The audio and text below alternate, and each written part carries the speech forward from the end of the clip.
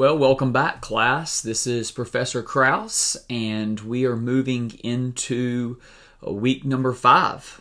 And that means for our purposes today, we are going to be looking at what it means to be preparing for the field. Let's say you've been called, and so the next step would be, what can I do to be prepared as much as possible for the mission field God is calling me to? So, should be a great lecture. Let's open up with prayer.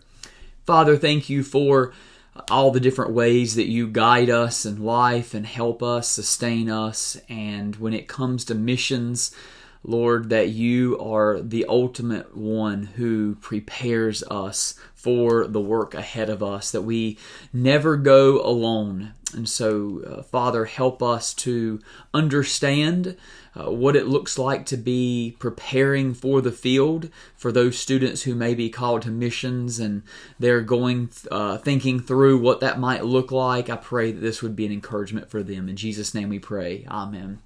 All right, there are going to be 2 different lectures for preparing for the field. So, number 1, let's jump right in.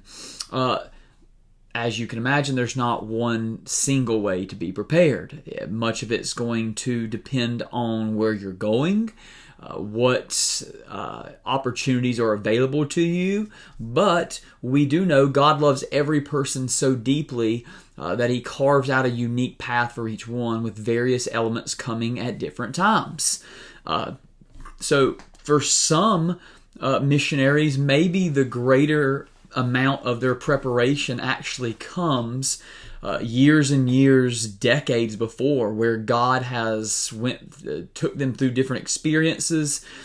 Even in their current life, they have certain circumstances that are preparing them for the field. Others are going to need maybe more formal type training that we're going to talk about. So there's no one path of preparation, and God does really use lots of different ways of preparing each individual person. Answer this question for me. Why is training important? But what are the limitations to training? So in your own mind, think about that. Imagine you are in charge of preparing somebody for the mission field. Why would that training that you're going to provide them be important? And then what do you understand to be the limitations of that training? Even though you know it's helpful, where would you see the training kind of end with its ability to help prepare someone? So, types of training. There are really 2 main types of training that we go through, and they're formal and informal. So, thinking about what formal training would look like, a missionary training school, going through an agency's preparation for the field. Now, informal training would be working with others, taking short-term mission trips. It's the type of things that just kind of go about as life goes on, and as you participate and serve the Lord, you are informally being trained for the work ahead. Now, this is going to be on the exam, but the overall goal of missionary training is to equip the prospective missionary to be 3 different things, and everything that the preparation is going to do can be put in one of these 3 categories. First, they're trained to be godly. Second, they're trained to be competent. And third, they're training to be effective. So whether it is a spiritual type training, it is more of a cultural type training, or practical skill type training, it's going to fall into these 3 categories. Now, it's important, as we talked about lectures ago, it's important to have goals, motivation, a purpose behind why we're going on mission, whether it's a short-term trip or a career type assignment. But specifically, goals of training, what might that look like? Well, number 1, genuine growth towards spiritual maturity. We want to see a path of maturing taking place as a person's going through the preparation process.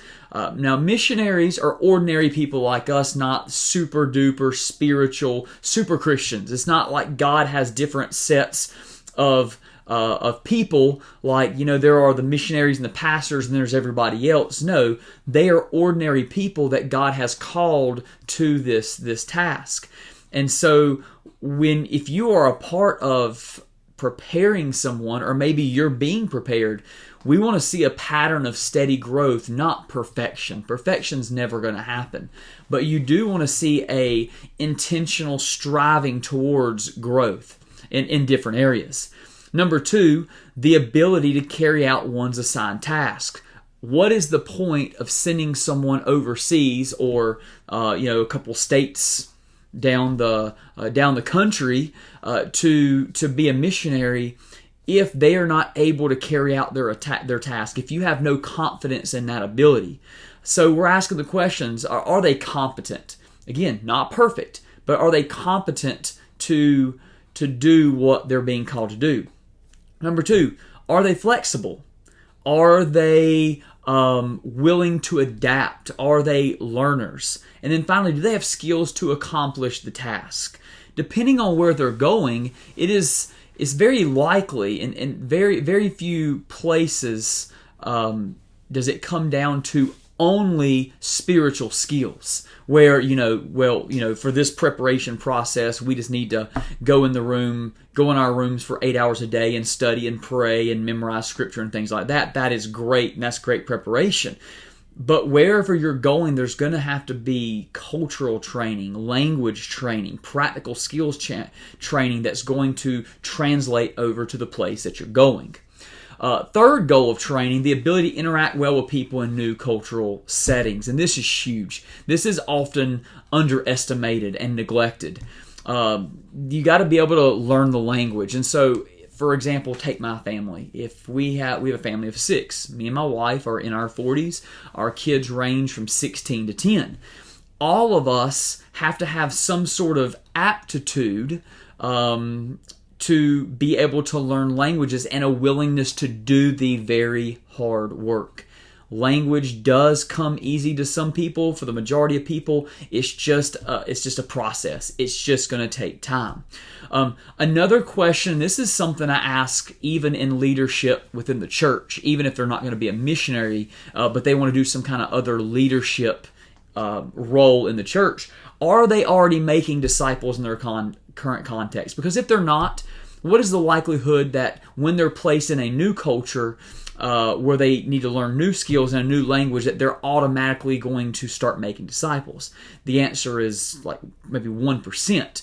If they're not already attempting to make disciples and working with people and building people up, then there's very little chance that a change in venue and a change in title is going to cause them to be more dedicated and be more effective. And then, are they able to make friends?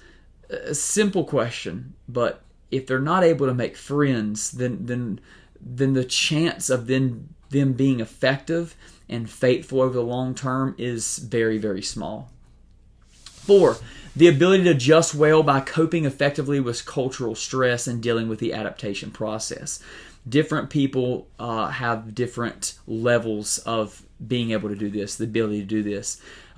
Every single person of all ages, no matter how much they've traveled, they need to be prepared for culture shock, because there's a difference between I'm going to travel for the next 2 weeks to a place I've never been and I don't know the language, to this is my new life. And whether it's just you or your family or a team, you have to be able to adjust well. Doesn't mean you're not going to be grumpy at times, doesn't mean that you're not going to struggle, but it does mean you've got to be able to be prepared and able to adapt, to cope, to help others. This is where a good support system comes in, whether it's your family or your friends or the team or somebody back home that can help you and rally you to continue forward. And then number 5, the ability to facilitate adjustment and manage stress for family and significant others. That kind of goes with what we just said. Can you shield yourself, your family, and your team from stress in a healthy way? You can't remove all stress, but can you shield them? Can you even take upon a greater load? This is especially for those who are going to be leaders. Notice facilitate adjustment. It means not just for you, but actually leading others to accept it, to manage it, and work through it. If not, then it's probably not going to work very well. You're not going to be able to stay long term because the new culture is not going to change. It's you that's going to have to arise to meet the occasion. And 6, the ability to develop genuine partnerships with national Christians in which both parties have something to offer each other. If you go into a place thinking, hey, I'm the Savior, I'm going to swoop in with my team, my family, and we're going to make everything better, then you're going to not be stressing the importance of genuine partnerships with the national Christians who, when it's all said and done, they're the ones that's still going to be there. They're the ones that are going to be most effective in the long term of reaching their own people. While outside, God can use outsiders very effectively to preach the gospel and make disciples and build churches and plant churches and stuff. In the end, it's the national Christians who are from that country that are going to be most effective. And so you got to be willing to engage in two-way relationships with national Christians. Now, training ground for missionaries. This is going to look different for, the different people and how the opportunity is available to them. In one sense, every part of our lives have shaped us. We recognize that, don't we? From the time we were raised in our homes, the schools we went to, the churches we went to, the colleges, the church setting, it has shaped us and made us into who we are and the way we view the world. Observing a person's life, seeing how they deal with people, stress, leadership opportunities, things like that can help us to see what sort of missionary they might be. Just watching them in certain situations in a training ground type atmosphere is going to help us to better understand where they're going to be strong and where they're going to be weak. Now, this of course all falls under those 3 words. You got to remember these words for the final exam, but godly, competent, effective. Everything we just talked about is seeking to stress the godly side of it, the competence in what they're going to be called to do, and the effectiveness. And this training ground, these training grounds that we're going to get into, in the next lectures, are going to be crucial, because without some kind of way to start preparing practically, both formally and informally in some cases, you're expecting someone to be able to do all this work in this new culture and new environment with very little safety things put in place, and that's not going to be the best way. So preparation for the field can look very, very different, but there are going to be some common elements. And when it comes to the goals and what we're shooting for, those 3 words are going to we'll keep on talking about them in the next lecture: being godly, being competent, being effective. Would love to hear your thoughts. If you have any questions or thoughts, shoot me an email. Until the next lecture, God bless.